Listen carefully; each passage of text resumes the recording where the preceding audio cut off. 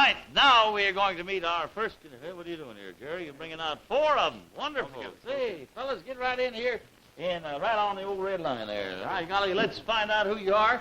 Now, we start at this end, find out your name, and we'll go right down to this end. Your name, sir, please. Richard Lee. Richard Lee? Yes, fine. And you, sir? Joe Sansini. Sansini? I'm glad to see you. And you, sir? Lloyd Yonke. Who? Lloyd Yonke. Yonke. Good to see you. And you, please? Charles Curia. Hi, golly, that's just wonderful. Well, now, wait a minute here. We've got, it seems to me, some gentlemen from foreign countries, or at least foreign blood in their veins. You are from China. Were you born in China? Yes. That's wonderful. Well, we're welcome to America. And you, sir, what? Italian. You're Italian? Were you born in Italy? I was born here. That's great. We're glad to see you. What's your name again? Sansini. Sansini. And you, what nationality are you? German. German? Dutch. Where you were young. Yonke. Junke. How do you spell it? J-U-H-N-K-E. Please spell it in German. That's great. And you, sir, on the end? Francais. Francais. Were you born there? No, aux États-Unis. Huh? In the United States. What'd you say, though? You said what? I was born here in the United States. Good for you. Fellas, we're going to play a little Truth or Consequences. Now, I give you a question. If you don't answer it correctly, you will pay the consequence. Is that fair enough? And we'll do this our way, okay?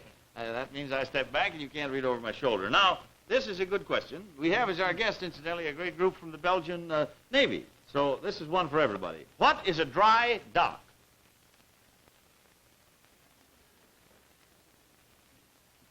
Oh, there's Buell the buzzer. A dry dock is a thirsty doctor.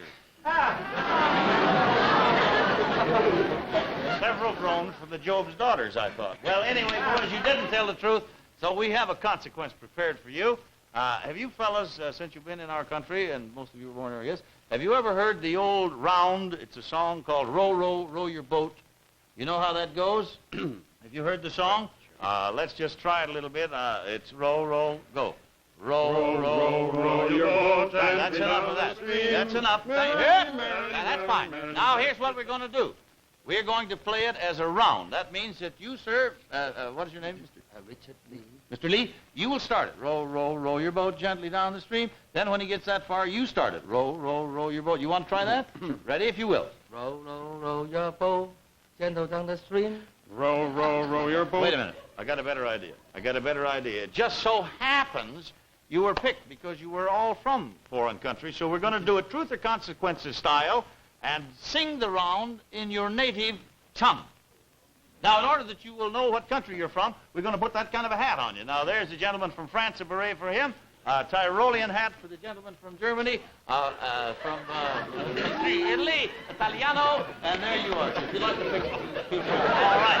Now then, here we are in Costo, and our Truth or Consequences round. If you'll start it in Chinese, if you please, you pick it up in your native language. Ready, go. Yo, yo, yo,你聽超甚痛落水。 Rayma, Rayma, Keep going. Keep going. Keep going. Keep going.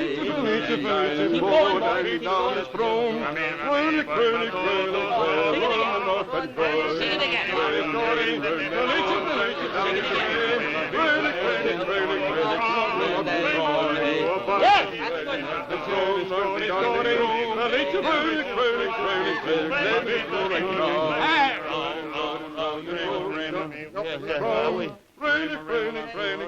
Living is good and strong. What? I lost the beat. Wait a minute. That's lost the beat. Ladies, quiet. That's lost the beat, and you did a strong job. Good for you. Wonderful, boys. You were smart to do that. Now, I'll tell you what. We want, after that operatic rendition, we want you to have a nice gift to remember. For each of you, for all 4 of you, we have a wonderful RCA clock radio. And for each of you kind soloists, we have a Bulova watch. Yes, from RCA. Then, from Old Gold to you, we have this new, wonderful carton of Filter Kings. Those are the new Filter Kings with that wonderful filter tip. And boys, thanks an awful lot. Lots of good luck. Go out there with Jerry Lawrence. Thank you very much,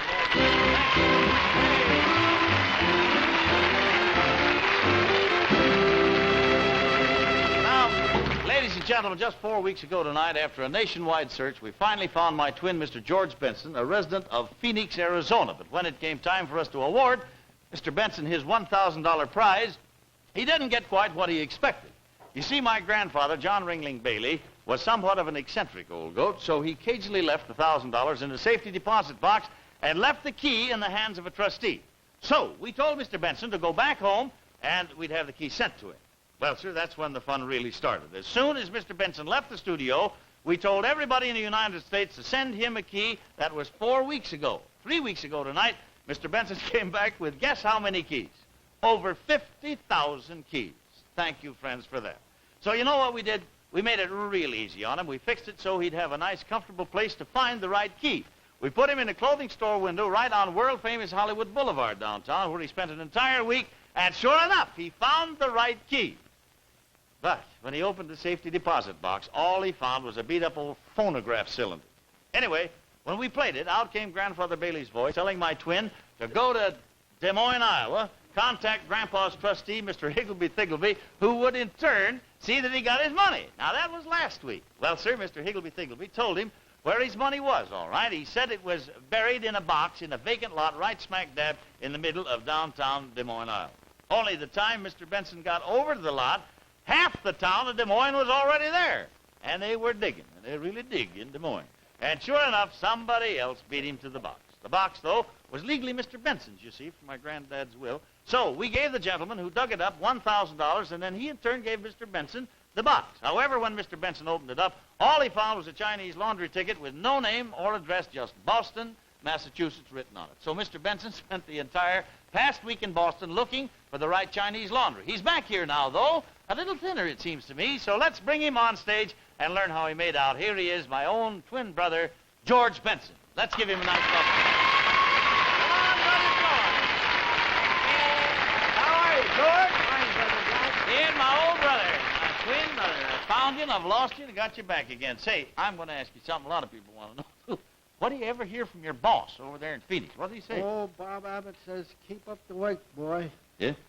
We're selling more Palmer air coolers than ever before. Thank Go goodness. to it, he said. I want to ask you something, George. You remember your wife, and does she remember you? How about her? Is she, Oh, Dorothy's with me and this all the way. She wants to beat old Grandpa Bailey just as much as I do. She's rooting for you. How'd it go That's this right. last week back in Boston? Oh, I had a fine time. Yeah? How was the weather? Oh, I was in snow up to here. Is to that the right? chin. When I shook hands with you, it was a little cold. Well, now, Mr. Benson, Brother George, comes time now for the big question. Did you find the right Chinese laundry, you think? Yeah, I finally found it. How many did you check before you found the right one? 133. Oh, brother. What happened when you gave him Grandpa Bailey's laundry ticket? Oh, you handed me this. Uh-oh, this is the laundry. And it Bundle of says, laundry. To be opened only in the presence of my squinty-eyed grandson, Jack Bailey. Well, Brother George, shall we... Why don't... Yeah. Wait a minute, George, this is getting silly. Des Moines, you've been in Phoenix, you've been in store windows, you've been all over the country. Why don't we just cut this stuff out? We've given you a rough enough time. Grandpa of mine is really kind of goofy. So look, I'll tell you before you open this package, I'll make you a deal. I'll give you 2,500 cold, hard dollars. Right now, we'll call this whole thing off. What do you say, George? Is this a deal? No, I couldn't disappoint all those wonderful people who sent those keys. I got to go through with this. You're really a glutton for disappointment, aren't you, George? Well, all I can say is you have more faith in the outcome of this thing than I have. All right, Mr. Benson, let's have this laundry opened right now, and let's see if your long overdue reward is inside. Open it up, George, and I'll help you go through the darn thing. Now, here we go. Tired. Des Moines, and you went over to Phoenix, you got home, and we brought you back and everything else. Holy smokes. Grandpa's nightshirts, I Boy, guess. he gave me this wrong laundry. He gave you the wrong laundry? Huh? Well, I don't know. The Grandpa He gave us both the wrong laundry. Grandpa must have goofed here. Grandpa or the prop man, somebody. Yeah. Wait a minute. George, looky here. Here you...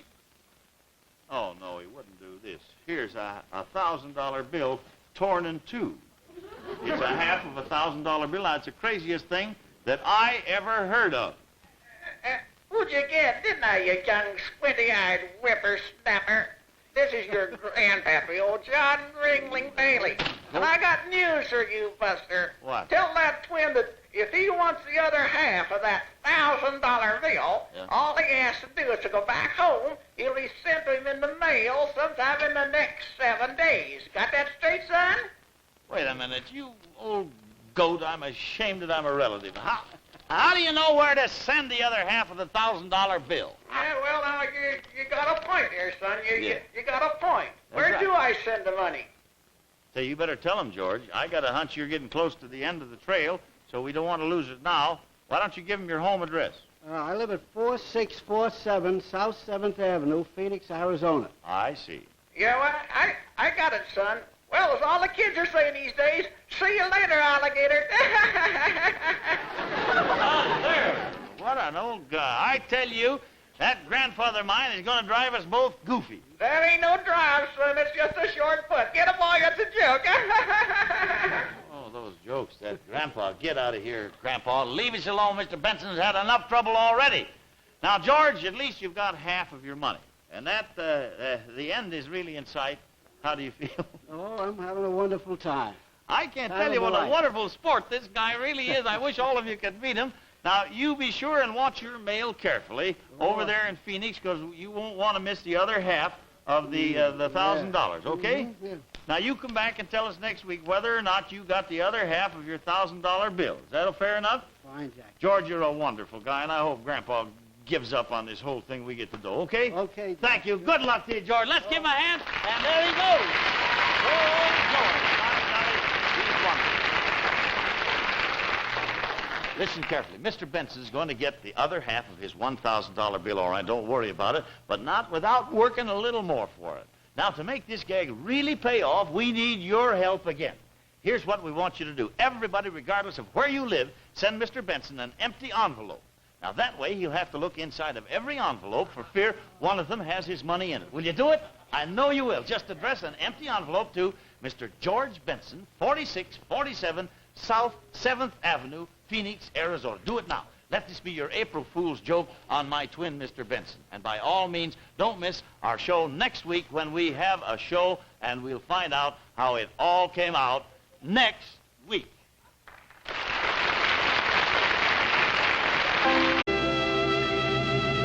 Now, friends, our next contestants are two college boys, and they are at this moment off stage in their soundproof booth again. Now, in just a moment, we're going to bring them on stage and tell them that for their consequence, we want them to complete an obstacle course race with a third contestant.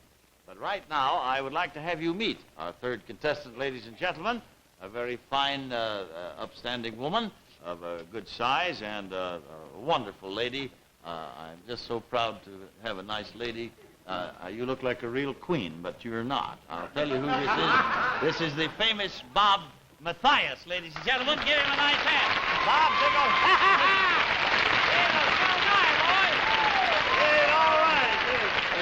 He's king for a day, not queen for a day. Well, Bob, listen, we're going to play a little gag on these two guys, and what are you doing? You still in the Marine Corps? Oh, yes, I'm still in. Should get out this coming June. Now, do you mind if I tell our viewers what you and Mrs. Mathias are planning? And I'd be happy if you would. Well, Bob Mathias and his very charming wife are planning a television show of their own, and we can only wish you the best of luck because you're a great guy. Well, thank you, Jack. And you've got to be a little crooked right now because we're going to dress you up again like the older lady. Now, I'll explain to you what this is. We're going to have these two fellows who can't hear the explanation come out and have a race against what they think will be an older lady. Now, we'll have an older lady in a few minutes where they go down a line and down a hall and over some fences and hedges and everything else. We're going to give the lady a head start. Mr. Mathias is now going to go in my dressing room. When the lady gets to my dressing room, she goes in, he goes out. Oh, they'll all be dressed the same, and I doubt if they'll beat you, will they? I hope I can win. Mr. Yes. Decathlon, which I couldn't say last week. Well, Bob, you're a wonderful guy to do this, so you go on back in, and everybody didn't think I could say it this week. You go back in my Fine, dressing room. thanks, Good luck to you, Bob. See you later.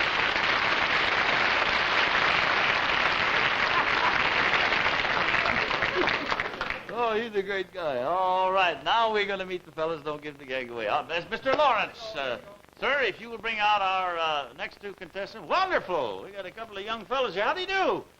Glad to see you, sir. What's your name? Larry Dominic. Larry Dominic, and what's your name? Ron Shoemaker. Glad to see you, sir. Boys, you're looking fine. Now, what do you do? I play basketball, Glendale College. Do you? What do you play, forward or guard? Or? Guard. That's good. You winning? Well, the season's over now. I mean, we had a pretty good season. You come out all right. What do you do over there? I play basketball, too. Do you? What are you? Forward. Forward. And he's the guard. And you're, what are you going to do now when you get out of Glendale School? Are you going to Be in business for yourself or what? I'd like to continue the education onto another university, if I can. Good boy. And how about you? Same here, maybe L.A. State, possibly. Wonderful. I wish you a lot of success. Now, fellas, we have a game here, a little quiz that we call Truth or Consequences. I hope you pass the test, otherwise you must pay the consequences. What is a parking meter? What is a parking meter? Park by a meter. Parked by a meter? No, that's not quite the buzzer. A parking meter is a snitching post. Woo!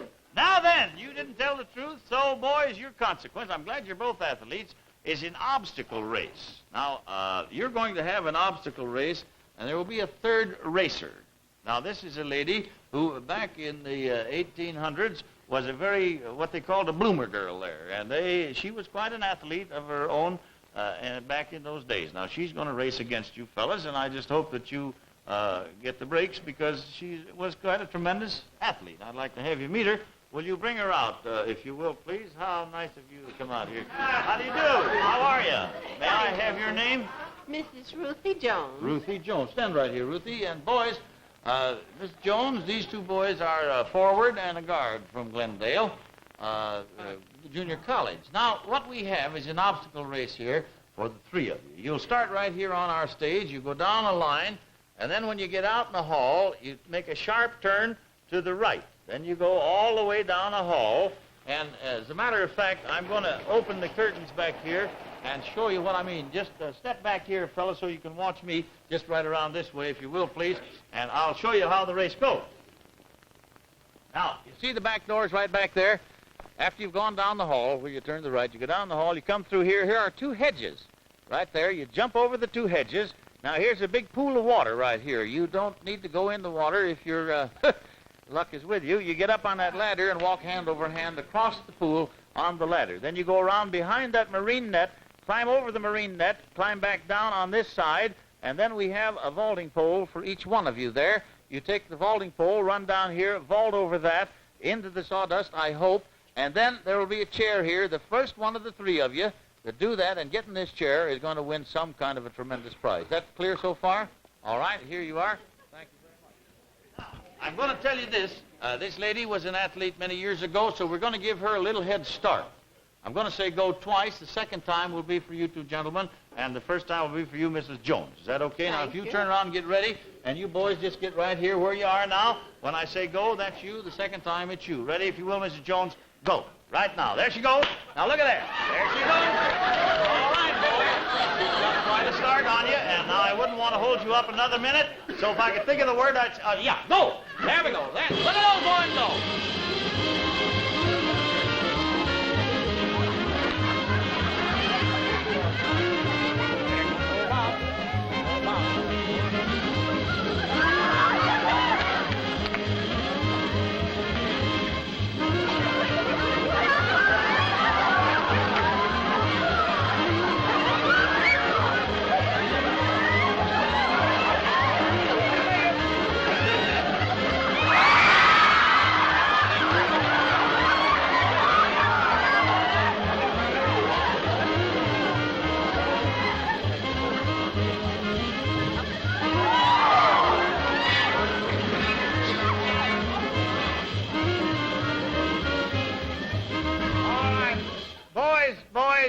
If that's the way, go help the forward. He's stuck to the brace. Go on the love the forward of the guard.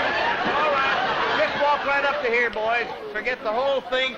And here's this dear little old gray-haired lady that beats you. Just stand right here. Just stand right here. I want to say before we go any farther that you're in college over there. We're going to replace your slacks. You don't have to worry. You had a little splash. Well, Grandma, I want to thank you very much. And also, boys, I want you to look carefully. This is no more Grandma in the world. Don't feel bad losing that race. This happens to be the one and only decathlon. There it is, the Olympic champion, Bob Mathias. What a wonderful guy you are. And now, I've been saying Olympic champion right along. Bob, you have something about the Olympic you'd like to say. If you got your breath, would you say it, please? Well, yes, Jack. This March 28th, at the Fox Wilshire, they're having the West Coast premiere of Alexander the Great. Yeah. And I'm very happy to say that all the proceeds go to what I consider a wonderful fund the U.S. Olympic Fund. Well, Bob, you've made all of our country proud of you, and we're proud to have had you on our show, and that Olympic Fund is great. Good luck to you now, and thanks a lot for being with us. Say, boys, you did a swell job, and we got something for you. You did all right, and this will really flip you. Look, each of you are going to have the sensational new push-button focus graphic 35 camera from Graflex Incorporated with tripod case and flash. And we want you to try our new Old Gold Filter Kings with that wonderful new filter. Thanks a lot, boys. Good luck. You're swell sports. Good luck. The best of you. Thanks. Now let's meet our next contestant. Hey, good to see you. How do you do? How are you? And you, sir? Let's find out your name, please. Paul Humiston. And you, sir? Dave Ross. Now, Dave Ross and Mr. Humiston, before the show, we asked for a show of hands of fellas that were either their wives were expecting children or they had newly arrivals. Are you expecting a child at your house? No, the wife is. Well, that's wonderful. It's easier. Now, will this be your first child? Third. Third? Good. And you, sir? First. It'll be the first child. Right. All right, boys. Well, we're going to have a little consequence that I think you'll enjoy, but we're going to give you a fair chance to answer a question first. What's the slogan of the famous newspaper, the Daily Gesundheit? What's the slogan of that paper? A wonderful paper. Oh, there's the Beulah the Buzzer. The Daily Gesundheit slogan is a paper not to be sneezed at. Well, we didn't tell the truth, so we're going to pay the consequences. Now, both of you are about to be fathers, you again and you for the first time. We want you to get a little practice on a chore you'll be called on to perform from time to time. Your consequence is going to be a race between the two of you guys dressing a baby. The winner will receive, and listen to this, a beautiful Maytag advanced washer with automatic water lever control and a matching Maytag automatic dryer.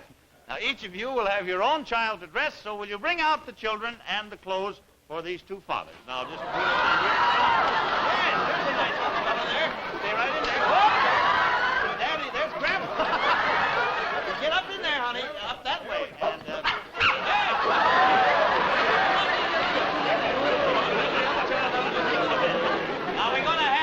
we're only going to have 3 minutes time.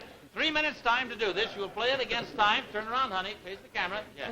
And what we're going to do is say go, and we want you to dress them if you can catch them. Ready? Go! Here we go.